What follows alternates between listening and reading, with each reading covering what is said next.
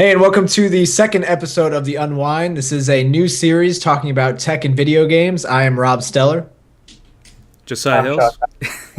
shocked. You guys Forget it, suck. forget You it. guys, I told you to work I this didn't out do it, before man. we started. I didn't interrupt that. Anyway, that's Josiah Hills and Sean Thomas. This is part of a larger project that the three of us are starting called the Commentist Bloc, which is a collective group of people beyond just us talking about the things that we are most passionate about. And this includes everything from tech to video games to sports to politics and culture. And we will be launching our site hopefully within a week or two. So be sure to look out for that. Sounds good. So today, well, we kind of want to introduce ourselves, and part of that is introducing the kind of systems we use, the ecosystem we're kind of into. While I mean, we're all interested in tech, we like trying out different things. We certainly have a group of devices we all use on a day-to-day basis, and we're pretty adjusted to and like at the current time. And it's actually pretty interesting because all three of us use three different ecosystems. So, for example, myself, my phone is an Android phone. I'm kind of into the whole Android ecosystem. I use Google products, Google Maps, Google Gmail, Google Music, tons of Google services. And as for the computer, I have a Windows computer. That's what I mainly use. I also use Linux from time to time, but the lack of Microsoft Office kind of keeps me from using it as a daily driver. But overall, I kind of like my setup. I mean, I'm not a huge fan of Windows. I'll be honest. If I had a little bit more money, I might actually buy a Mac. But There you go. I haven't done it yet. That's pretty much me. What do you play games on? Well, I mainly play games on my PC right now. So I have a. Tell them about the box, Sean. Oh gosh.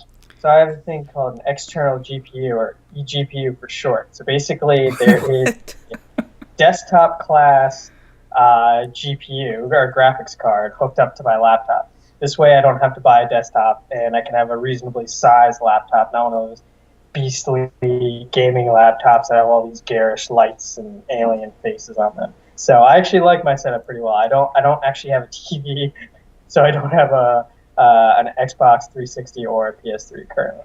But maybe next generation. Maybe next. That's what you said last time. But Yeah. so I am a full Windows fanboy. I currently have a the Lumia 920, a Windows 8 phone. I had a 900 before that, Phone 7 before that, and Windows Mobile 6.5 before that. So I've been in the Windows Phone game for a while now. I have the Microsoft Surface Pro, which I'm operating on now. I owned the RT for a while before that. I have a Windows 8 laptop, Windows 8 desktop, which is also a gaming desktop where I play most of my online games, and I think that's it, right? And then I also have a PS3 and an Xbox 360 that I play. The Xbox 360 is hacked, so I don't play online, but it lets me try out a bunch of games. And the PS3, I play pretty much just FIFA online. But like I said, most of my online gaming is done on my PC.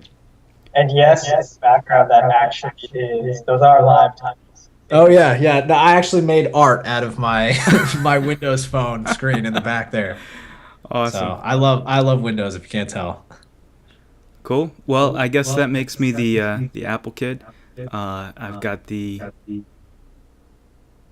What's that? Just disapproval. Actually, we're getting some feedback from one of us. I'll cut this out later. Yeah, Rob, because I have headphones. All right, I'll put headphones on then.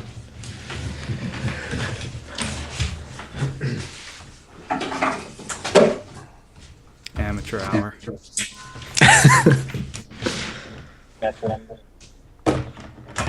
That's weird. We weren't getting feedback earlier.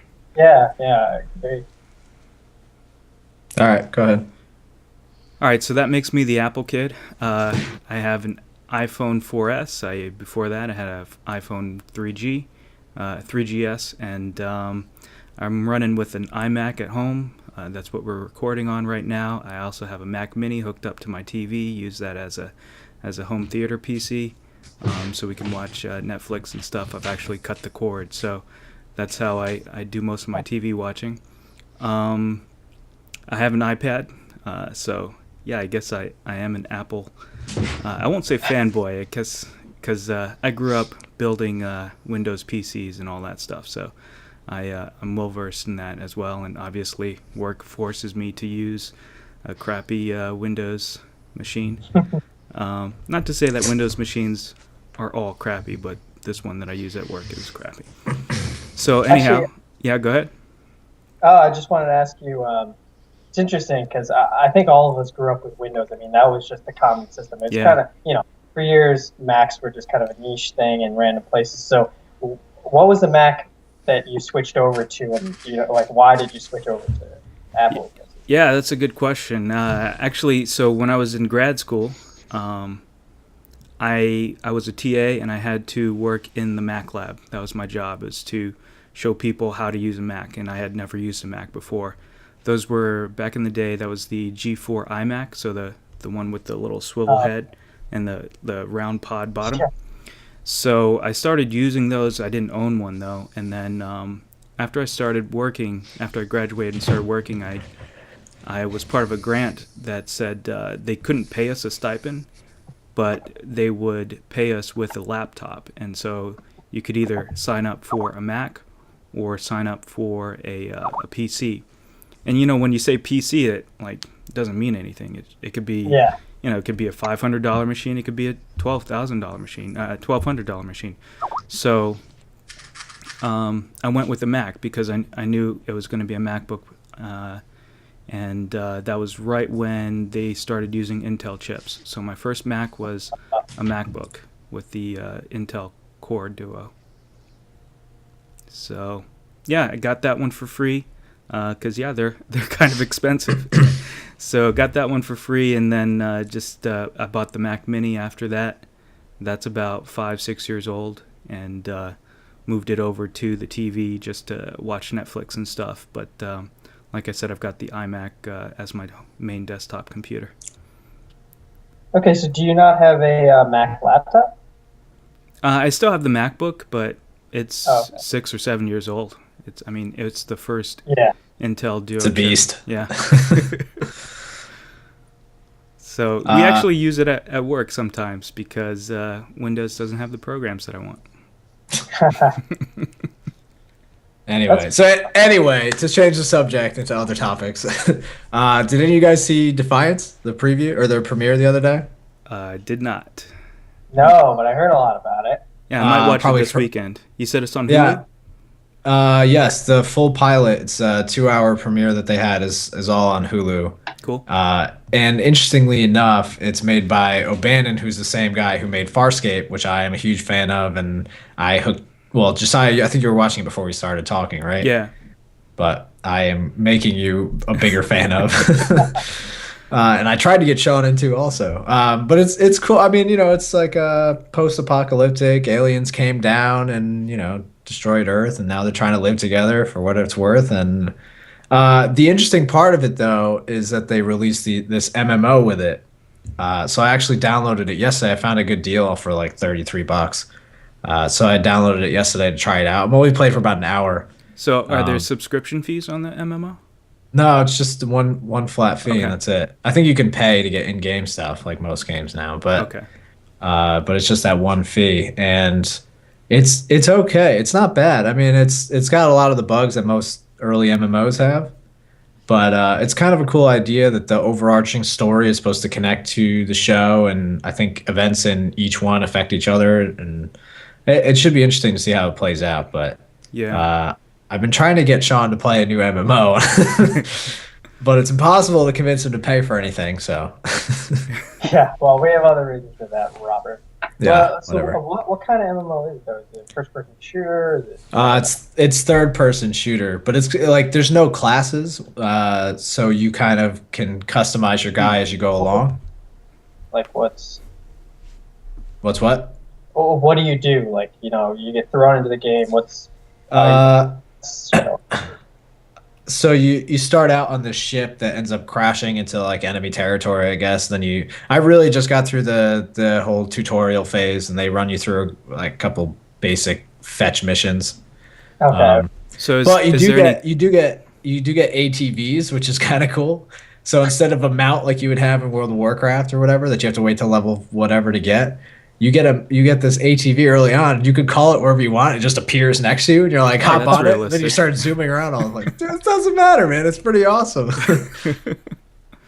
But like I said, so there's no classes, which is pretty interesting. So you can use any weapon that you get, and you can. I think you level up weapons as you go, as you use them. Okay. And then they have some powers too that I haven't really fooled around with, but it's worth checking out. It's pretty cool, and hopefully it'll be interesting to see how it plays out though with a TV show. At What's the same time. what's the customization like? Do they have some cool features or? So I haven't gotten that far, but I think you can customize weapons. So you pick up parts and you can break down parts and use it to make other weapons better. But just like your character customization? Not that's what I was saying. It's not much. I mean, you don't pick a class or anything like that. I mean, even the look of it, you don't really customize. I guess that when you get armor and stuff, you change the appearance of it. Okay. But I mean, it's very minimal as far as changing what you look like or what your class is or anything like that. Gotcha. I think not changing class isn't a big deal if they allow you to have ways to become a class. It's kind of like Skyrim. Right. So you They specialize. tell you to Yeah. do anything. Yeah, But it let you do whatever you wanted to do. If you wanted to be a really good, mage, you could do that. Whatever you wanted to do. Oh, I just snipe everything. That's my jam. Run around with a sniper rifle and pick things off from far away. So okay, so is it PvP? Like, who are you fighting? Or There, what? Like, so there, it's. I'm pretty sure you can. There's just kind of events that happen, and anybody can kind of swarm in and do things at any time, which is kind of strange. But they do have like bigger deathmatch things that you can go into and other PvP elements. But in just the standard mode that I'm playing in, you can't shoot anybody else. huh? So there's no crafting or anything like that other than working on your own weapons? That's all I've seen so far. I don't know if there's anything when you get higher levels. Like I said, I've been, an hour in. I don't know how much I've actually seen. I just like the ATV. Low Okay, well, standards. Yeah, whatever. I think it'll be interesting to see how they tie the show in. Right. I think it's probably there's a lot of potential there, and it's all how they see it working out. But clearly, I mean, I read that it had I think 7 million viewers at the premiere, which is the highest rated premiere in sci-fi for the past 7 years. Siffy So maybe channel. I'll flip that around. But it was a huge premiere. So it sounds like there's a lot of hype behind it. A lot of people at least are interested in it. Just hope we can keep the steam behind it. What's the Yeah, it's who is Jim Henson Studios doing the creature design like they did I on don't think Farscape? I don't think so. I don't Okay. remember seeing their logo, but you definitely feel Abandoned's presence. I mean, there was one of the one of the races looked exactly like this character from an episode of Farscape, Oh, which is pretty funny. But that's I don't know. That's what I liked about the work that he did. It's just the different creatures that you meet and yeah. kind of wide scale of different plots that he had. So hopefully he brings that to this. Or he could just bring Farscape back and everybody can be happy. Yeah, maybe. Just No. get some people off some other shows. We tried. Oh yeah, I guess if they can't get Firefly back on the air, I think it'll be hard to get anything back. Hey, Uh, Arrested Development's coming back next month. That is true. Yes. I can't wait. Less than a month. Actually, more than a month. Whatever. I also don't have Netflix, so I'll be downloading the whole series. But okay. All right. I'm happy about that. Get a month sample subscription and watch the whole thing in a month. You'll be fine. Yeah. Definitely. Well, since you guys were talking about Facebook so much, I thought, hey, let's talk about Facebook Home. Wow, So- that was the best segue I've ever heard. I was going to connect it with planets in Defiance, and I'm like, wow, this is just not going to work out. So, anyway, Facebook revealed their phone, which is, it's running Android, which is kind of what everybody suspected. But the thing is, what makes it different is that it's not a full-on skin. It's really just a layer on top of Android. So basically, they have a phone which apparently feels really nice, and it does what it needs to do. Like, it's got a dual-core processor, which is fast enough. It's got a camera. It's a fairly big screen, 720p, so it covers all the bases, but it's certainly not a world beater. It's not gonna, in terms of specs, it's not gonna beat out the HTC One or the Galaxy S4.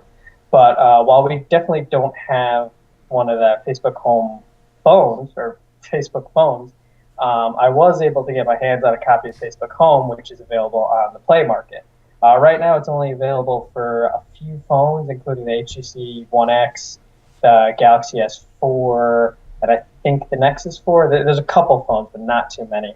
But actually, if you Google it, you can get it on pretty much any Android phone. All you got to do is change information on your phone. It's easy enough. But anyway, I've been trying it out. One caveat I will say immediately, I'm not a big Facebook user, so I'm one of the worst. I said never. Yeah, it was actually really jarring. So one thing, if you can look up pictures of it, and basically your lock screen and your home screen become your Facebook news feed. So what you'll see is images that are coming from your news feed, and overlaid on top of that, you'll see a status. Like, if you post a picture of your dinner, it'll show the picture that you posted of your dinner, and then whatever you wrote, you're like, yeah, I'm excited to eat rice and chicken tonight. Yeah, we're losing the show. You can double tap on it to like it, or you can comment it. It makes it really easy to do. But what was really weird for me was it's like I was in my news feed, in that you almost couldn't avoid it. It was right there, and every time I turned on my phone, it was right there, which is kind of interesting. I mean, if you love Facebook, I'm sure it's helpful, but it was a little off-putting for me because, I couldn't get out of it. So I thought it was a pretty cool service. One thing that I was interested in was, well, there's two things. One is that I have people that I'm friends with that post things that I wouldn't necessarily want to show. Like, if people post a meme, would that just show up on your phone? I mean, I don't know what algorithm or whatever it does to figure out who to put on. I think it's literally just the news feed. So if that's the last picture they posted that would have gone on your news feed, that's what'll make up your whole home screen. Yeah, that's crazy to me. The other thing I was interested in was whether the people who have lower res images, whether that would look crappy on this phone. So, well, I was worried about that too. I don't think it's that bad. Most people nowadays, they have decent cameras on their phones, and usually they're uploading from their phone. So it looks okay. It's clearly not HD, and if you ever see any press release stuff from Facebook, I'm sure it'll look way better. But it's not that bad. And actually, this kind of brings me to the point that we've had before. So because of a quirk in Google, if you use the thumbnail that Google uses, if you have Gmail contacts, it uses really low-quality images for your contacts on your phone. Yeah. I know using my Windows phone in the past and my current phone, when somebody calls you and their Google contact picture comes up, like yours, yeah, and it looks awful. And actually, there's a fix for it on Android, but I don't know if there is on Windows Phone. But anyway, that was what I was really worried about, these blown-out pictures. And you don't see that. It's not that bad. They're clearly not super clear, but it's really not that big of a deal. Facebook did a good job of, masking that. The bigger thing is, do you really want to see everything people are talking about on the front page? And that's really up to you if you really want to. I mean, what if you're like in a business meeting and your phone rings and the it comes out of the lock screen and it's like just a random stupid picture. I don't see it. And what's even weirder about it is, so I almost forget that that's your home screen. Like, oh, we lost him. Oh, shucks. That's New York internet for you. All right, well, we're waiting on Sean to get back. I guess I'll jump in and talk a little bit about, I think they call it the chat heads. Yeah, which is the messaging platform. Yeah, within it, so, right? I mentioned earlier I'm on an iPhone, but so I can't get Facebook Home, but they just relaunched or reissued the Facebook app for iPhone, and I think that was yesterday, and they did add the chat heads piece. So now if I use the Facebook app to talk to somebody through Facebook Messenger, anywhere in the app, as long as I'm in the app, because the iPhone locks everything down, so it has to happen within the app. You can't do it on the home screen or anything. Right. But you'll see like a little circle picture of hang on. So you'll see a little picture of whoever you're talking to just on the side, kind of hovering on top of the background image, whether you're on the news feed or whatever. So it's kind of cool, but I've started using specifically the Facebook Messenger app. Mm-hmm. So I don't really see a point in having the chat heads in the app, because if I need to message somebody, I just go straight over to the Facebook Messenger app and do that, and kind of keep it separate, so I don't have to worry about, because I think that the navigation in the Facebook app on the iPhone is just kind of messy, so I don't want to have to switch from Messenger back to the news feed, back to my page and all that stuff. Right. So. Yeah. So the chat heads is probably one of the coolest features about this that I would actually like. But the cool thing about it is that on that Android phone, the chat head will pop up no matter what app you're using. So you don't have to be within the Facebook app itself to be seeing this. Yeah. So that doesn't happen on the iPhone though, right? You have to. No, be in the app I won't itself. have the chat heads, but it'll just come through the regular notification center, and again, so if that's the case, I'd rather just go straight to the Messenger app. Right. Yeah. I mean, that would make more sense. All right, so we got Sean back, and Sean, we were just talking about chat heads. So I've got chat heads on the Facebook app on my iPhone, and Rob and I talked a little bit about that. So what's it like on Facebook Home? So actually, that's the one thing I really like. I should mention also, I didn't know this immediately, chat heads is part of Facebook Messenger. So there are essentially 3 apps that you get. There's Facebook, just the regular Facebook app, and in that you can look at Facebook. There's Facebook Messenger, which is relatively new, and you can message via SMS or over Facebook chat, and that's the one that includes chat heads. And then the third one is Facebook Home. So you actually, as far as I know, you don't need Facebook Home to get the chat head. You only need Facebook Messenger. But anyway, I actually really like the chat head. So basically what happens is you'll be, looking at your screen, someone texts you or messages you, and a little bubble pops up, and you can respond to them right then and there. And I don't know, I guess before texting was popular, this kind of thing would be kind of useless, but nowadays I text people all the time, so I like having it right there, and I can go back really quickly, and I also really like their interface. Google has a habit that they're pretty bad at design still. They're growing a lot, and I'm actually a really big fan of the Google apps on the iPhone. I like the way Google Maps looks and the way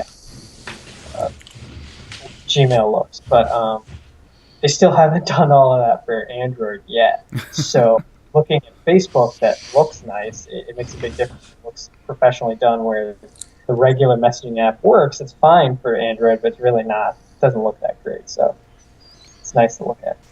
Yeah, I think that's the one feature I would like to see on the iPhone that I might want to fool around with, but because of how Apple locks everything down within a single app, the chat heads in the Facebook app won't show up anywhere but the Facebook app on the iPhone. Yeah. So.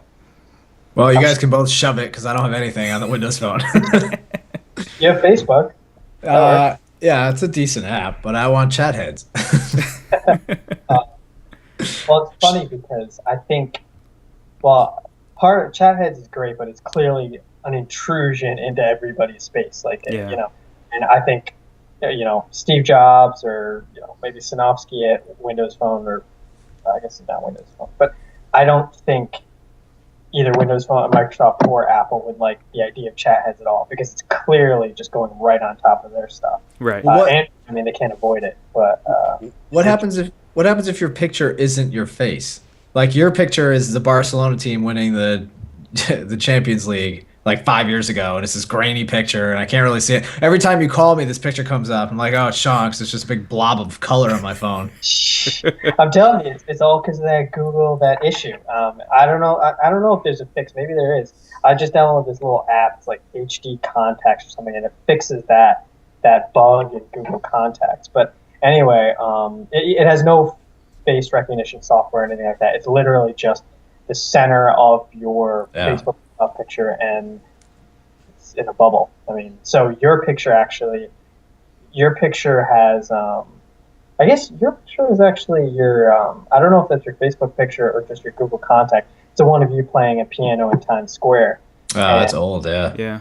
So, I mean, I can see you in it, but there's a lot of stuff around it because all it is just taking the center of the picture. Right, so. Yeah. Huh.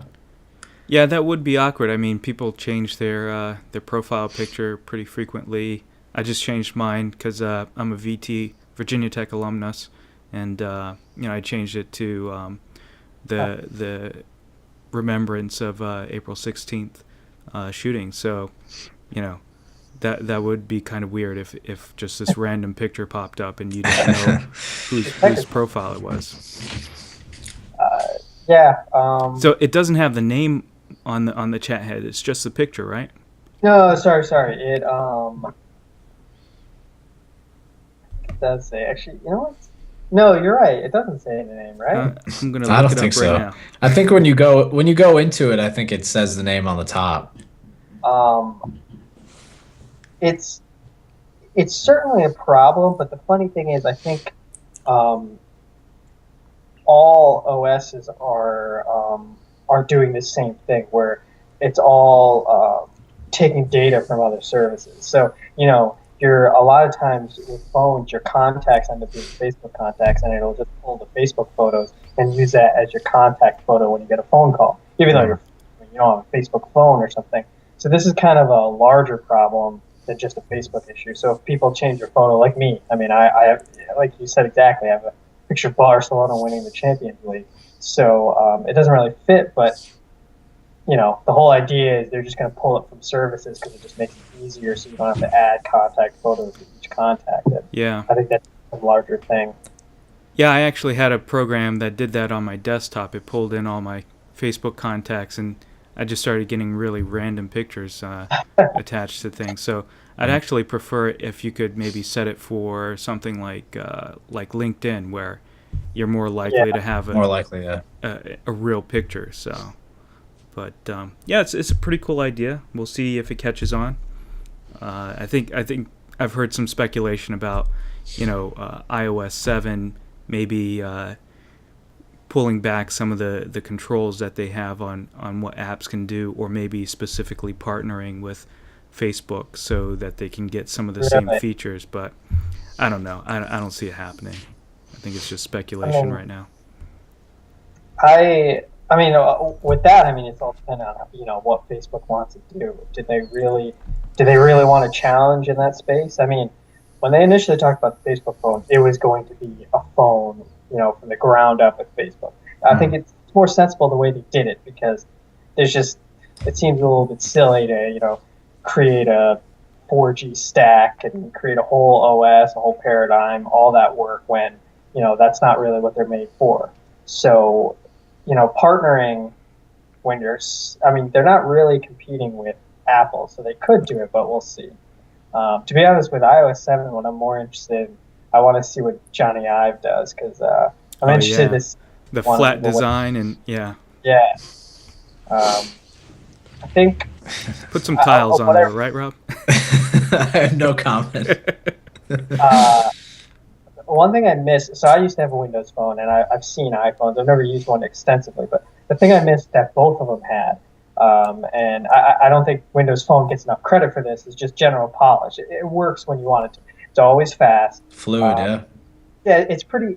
Part of it is it's simpler, and I don't mean that as the pejorative, but it always does what you want it to do. And one thing that frustrates me more than anything with Android is it can be all over the place. Actually, chat heads is a perfect example. Sometimes it's really fluid and it'll be on my phone, it'll really well. Sometimes I'll hit the chat head and it'll take a second before the actual text pops up, which is noticeable. And then sometimes I'll try to scroll through the chat log to see what I said earlier, and it goes really slow. And sometimes it's totally fine. And realistically, I mean, I have a dual-core Snapdragon 400 or something on the HTC One. I mean, it should be fine.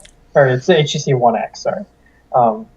Shouldn't have any problems with it. But one thing I always respected with Windows Phone and iPhone, and the one thing I'm very jealous of, is just smooth and it works. Yeah. And yeah. I have to agree with you. Yeah, Windows Phone is better. I get it. But I mean, enough about Facebook Home. Now let's move on to Google. 'Cause Google, You are the king of segues. I was Next topic. But realistically, the one great thing about Google, it very much separates it from Apple and to a degree when Microsoft, is that Google is not afraid to do whatever the hell it wants, and it just tries out things. Things die out. I mean, there have been tons of successes, tons of failures. Like you think of Google Buzz, Google Wave. They all thought they were going to be the new big thing, and they didn't. So their other new thing, which is probably their craziest invention yet, is Google Glass. And so now, everybody's seen Google Glass, seen what it can do, and now dev kits are shipping out. So now regular people are getting to see it. And I'm interested to hear what you guys think about the project. If you're interested in it, if it was, I assume price is going to be a factor, but would you guys want to buy it? So it's funny enough that when I was at PAX East, I actually saw somebody wearing one, and it could have been a very, very clever, deceiving cosplay that somebody did. But I'm more than certain I saw somebody, and we were waiting in line for something, and then I was like, screw this, we should just go chase him because I just want to see, even if he doesn't let me try it on, I just want to see what it looks like. And so we chased him, and I swear to God, he vanished in the crowd. It was this great magic trick. We couldn't find him. We literally looked for half an hour just walking around trying to find him. And if it was you just had Google Glass, you could have said, "Okay, guys, find that guy." Him, right? It was just this bald guy with Google Glass on. It turns out there's a lot of bald people at PAX, and so we just lost them in the crowd. But anyway, it was the dev kits are 1,500, I think, right? Yeah. Well, actually, interesting thing about that, I think Wired just reported that if you read the licensing agreement, it's unclear if this is specifically for the dev kits or if it's going to be with the regular commercial item. But it says that if you sell or transfer the phone, because when you purchase it, you have to register it with your Google account. And so, if I transfer it and the serial number shows somebody else's Google account, Google reserves the right to brick the glass. So, it might just be for the dev kits because they want people to actually, develop for it and not speculate and just sell it on eBay. But that's what the license says, apparently.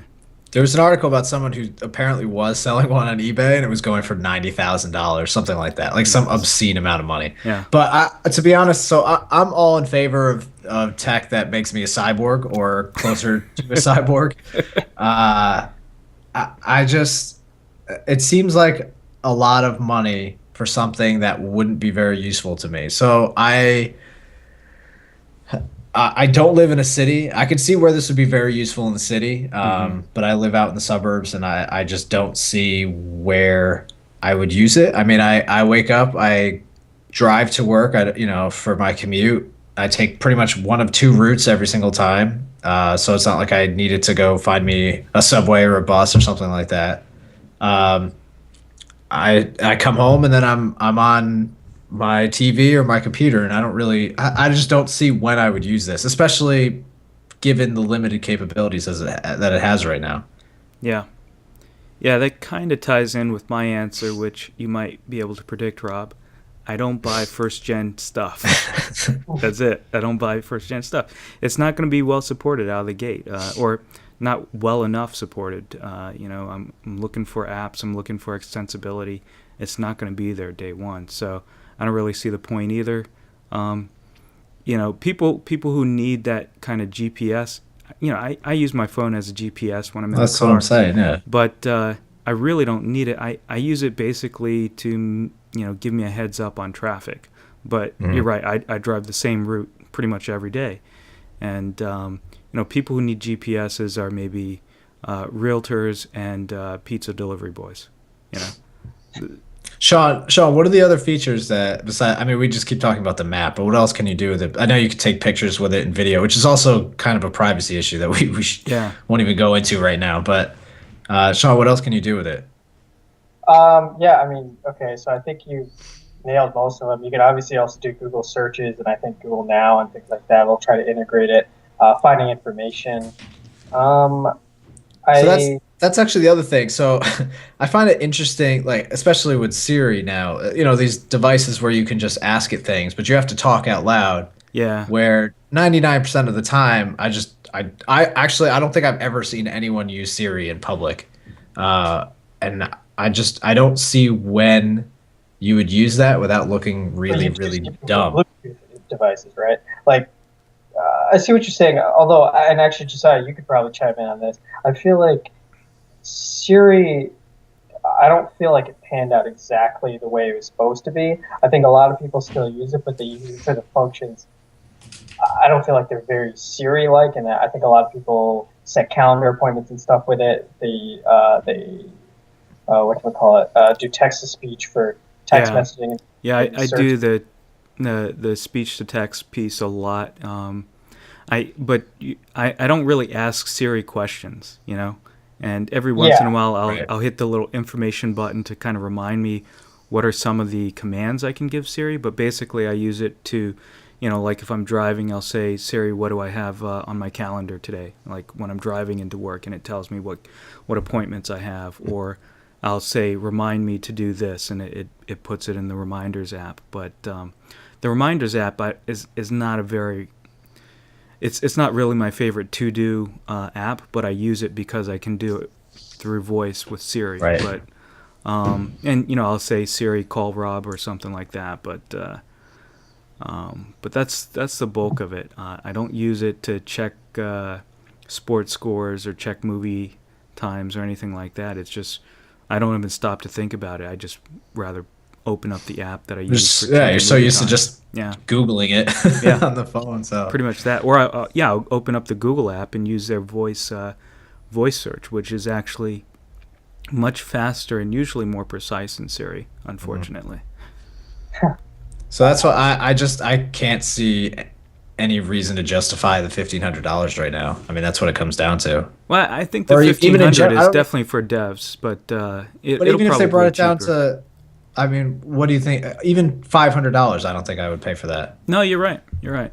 I mean, yeah, and but I think one key is just keeping in mind exactly what you said, first gen. And it's funny because when I hear this, and it's certainly not a perfect comparison because I'm fairly skeptical of the same lines as you, but I think there are a lot of people who are saying the same thing about smartphones. In that it's like I really don't need this much on me at all times. What's the point?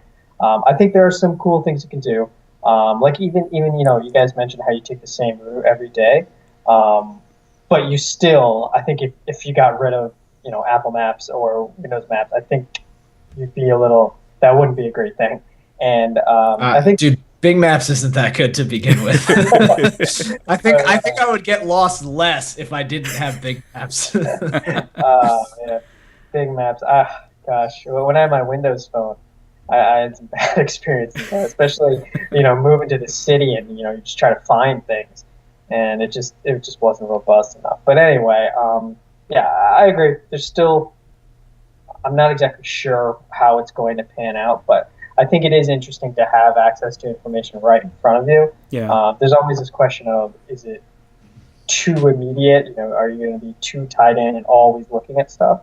But I don't know. I could see some useful things on it, even reminders and stuff where you don't have to pull out your phone. It's just there. It can remind you immediately. And So one thing I feel like people haven't used enough, which is perfectly capable right now, but a combination of GPS and reminders, like the Hmm. idea of walking by the grocery store tells you got to pick up these groceries or something like that. I've never really, I mean, they've talked about it for years, but no one really has done it. I don't know why. I guess all the features that I've heard of and that you kind of mentioned and that I can imagine, not that I'm a fungineer or anything like that, but, uh, you know, so everything that I can imagine can already be done on a smartphone.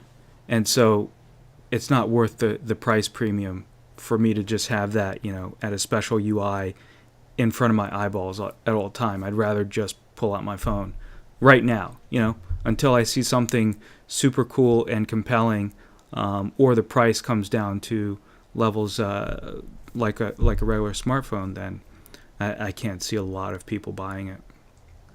Oh, $500 would be like a phone or an iPad or something. But yeah, I agree. And actually, one thing I would definitely have to try it.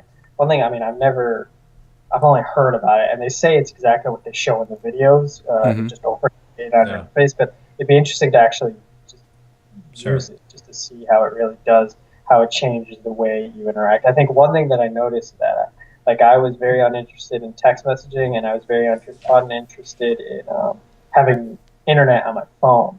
But then once I got it, I ended up using it more. And I don't know if it'll be like that. I mean, there's a big difference between having access to internet and not.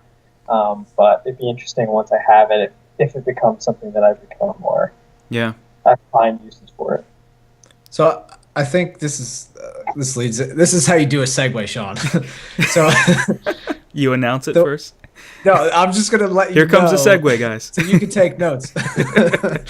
But back to Josiah's points. I mean, a lot of the things you said you would use it for are notifications, which you could get on a smartwatch, right? And you got to go from wearable tech to wearable tech. That's the point, man. It's the same topic. I find ways to link the. You're fired. You're off. But anyway, so a lot of these things, getting these notifications, you can just get on a smartwatch, which is probably going to be a good deal cheaper than dishing out for some glasses, and it's also a lot less intrusive than wearing a pair of glasses is, and it doesn't look as ridiculous, unless, well, that's debatable, I guess, depending on the smartwatch. But style. Yes. So, but yeah, just I mean, do you want to talk to that point? I mean, what? Yeah. So I've been thinking about smartwatches, and we had this conversation, and actually got us thinking about an article to write for the blog once we launch in a couple weeks. And so I kind of started with the angle of what would I need to see to actually make me want to buy a smartwatch. I haven't gotten that far with Google Glass yet. Like I haven't figured that out, but I did kind of compose a list, and so number one on my list is it's kind of a no-brainer, but I think it still needs to be said, is that it would have to have all the features of a dumb watch, right? Mm-hmm. So obviously tell time, tell me the date very quickly. And you're pretty bad if you had a smartwatch that didn't tell the time. So I mean, those are the really obvious ones, but I think the ones just kind of on a subconscious level that people might not think about is, it's got to have that durability, right? So people don't stop and think about, oh, well, I'm going to do X, Y, and Z. Let me take off my watch. They just wear their watch at all times. I don't want to have a smartwatch on my wrist that costs, $300, $400, $500, and then stop and say, oh, before I can help my friend move this furniture, I need to take my watch off and put it in a lockbox. So one, I don't break it, and two, it doesn't get stolen. I just want it on my. If I'm going to wear it, then I'm wearing it all the time. So I think that's kind of what I mean when I say it's got to have all those features of a dumb watch, and so it's got to be waterproof, got to be sweat proof. Don't have to go swimming with it, but I don't want to go outside when it's raining and have to worry about, I'm gonna short out my my watch, So right. Speaking of that, the number 2 on my list is wait, are you going in order of most important to least important? In no particular order. Okay, fair enough. Mine's ordered, so well, actually, I would say that first bit of having all those dumb watch features is the most important. Like the durability piece, that's by far the most important to me. So number 2, it's got to have all the features of something like a Fitbit or a Jawbone Up. I mean, I just don't see the point in not having that, right? Because they've got those things on your wrist already, and they don't tell time, and they don't have any other features. So they've got to be able to incorporate that sort of activity tracking. So maybe sleep tracking, how many steps you've taken, that sort of thing.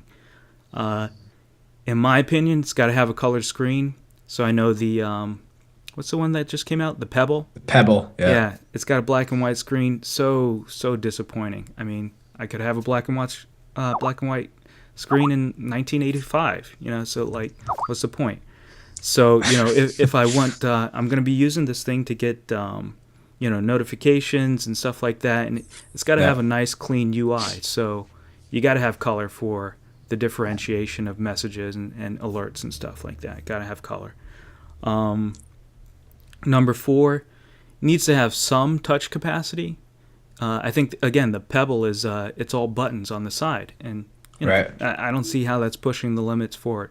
Not saying it needs to be like super precise where I could play games on it or anything like that, but at least basic tapping to say, to pick or to swipe and go to the next screen, something like that.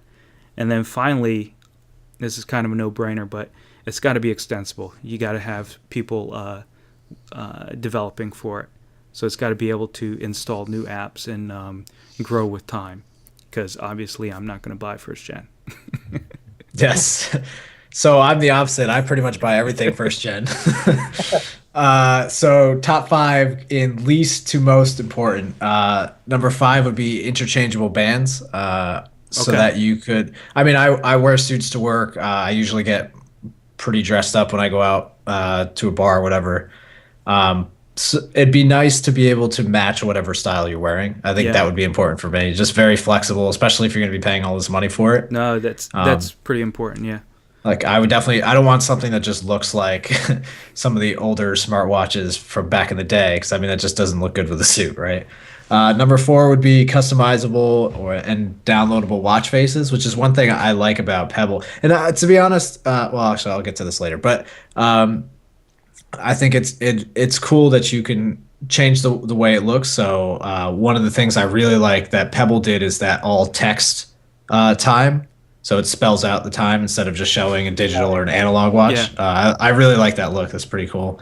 Number 3 would be, you touched on this, having a high def screen, which I don't know that I necessarily need color. I've been going back and forth on that. Especially, and I do kind of like the e-ink look, and in the promo pictures and the demo videos that they had before they released it, it looked very sharp and very crisp, but it didn't turn out that way when it came out. Yeah, I don't think it's actually e-ink. It's just regular LCD.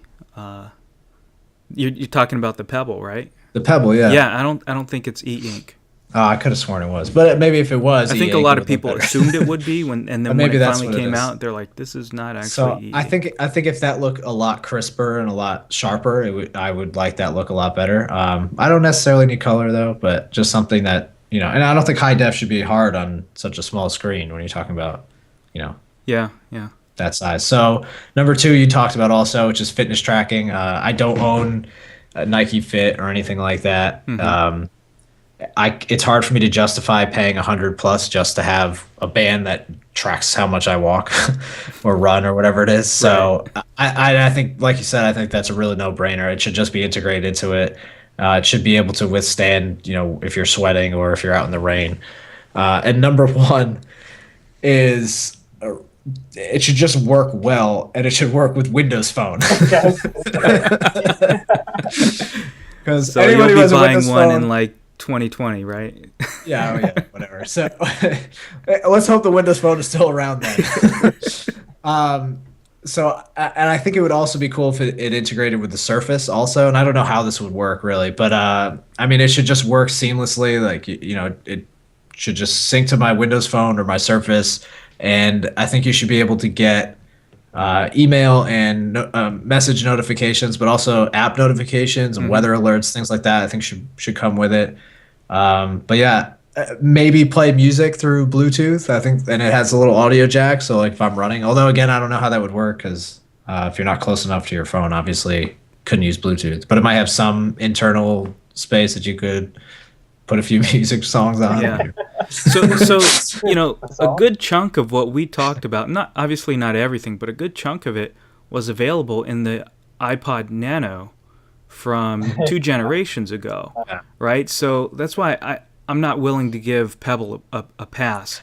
I don't like that because basically it was like 4 squares, right? It showed the different apps. Yeah, but it was a touch screen. It was color. I don't like that though. I liked what Pebble was supposed to look like, and I think if it was as sharp as it looked like with that, if it used e-ink, the design and all that stuff, that's that's up to the individual.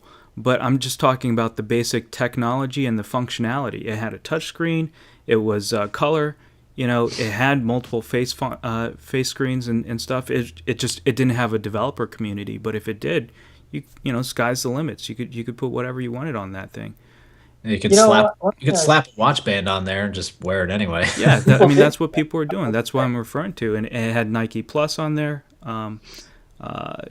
So I just think I'm setting the bar much higher than what Pebble came out I think with. my skin might burn if I touch it with an Apple product. It's interesting you point that out, because one thing I was going to mention, but I guess they didn't necessarily have that problem. So one reason why I think they wanted to use e-ink and wasn't necessarily because they thought it looked cool, but because of the battery saving. Yeah. A watch is something you kind of want to last forever. I mean, it could just turn into like a phone ritual where you just charge it every night or every 2 nights, but I think people didn't want to do that. So, Yeah. But how long did the Nano last? Do you know? I never used that model as a watch or anything, but depending on how much music you were listening to and stuff, it was a couple days, 3-5 days, something like that. So that'd be good. I'm perfectly okay fine with it. Yeah. The problem though is because it wasn't built as a watch from the It's not start. always on. Yeah. You in most cases you had to actually take it out of the watch band case to charge it, so that was inconvenient, right? Because so you had to like buy a special case for it to wear it as a watch, and then you'd have to. And some of these, they looked beautiful, but you had to like screw them in, right? So if I had to unscrew my watch band every 3 days, that's not happening. But if you just build it in and you use a micro USB, or if it's an Apple product, their new Thunder or Lightning, I think Thunderbolt interface, then it's not a big deal. It's pretty small and compact. So Sean, do you have a top 5, Sean?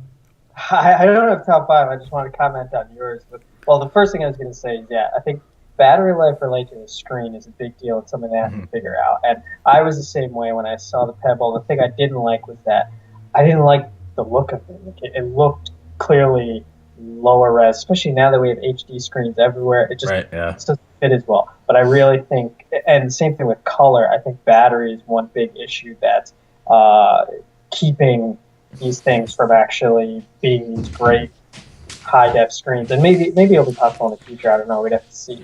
The other thing that Rob, actually both of you guys pointed out, was the look of it. Because, I mean, right now I think watches have kind of moved into obsolescence, and they're completely a fashion accessory now.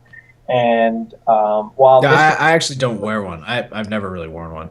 But there clearly are people, especially it's interesting. Oh yeah, definitely. Since you wear suits a lot, but there are a lot of people who still. Well, I feel like most people who wear watches often use it to accessorize what they're wearing.